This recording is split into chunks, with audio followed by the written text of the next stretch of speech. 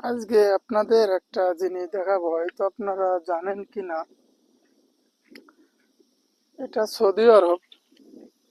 Saudi আরবে মাজরা বলে, যেটা বলে ক্ষেত অথবা মাঠ, যেখানে ঘাসের চাষ করা হয়। ঘাসে অথবা পেঁয়াজ আলুতে কিভাবে পানি দেয়, এ আছে সৌদি আরব পানি দেওয়ার সিস্টেম। আপনারা দেখলে বুঝতে পারবেন, এটা পুরোটাই ঘাস। এটা উট, ছাগল, দুম্বা এগুলোতে খায়। এটা আরো অনেক বড় হবে। আসলে আপনারা কখনো দেখেছেন কিনা জানি না। এটা অনেক লম্বা।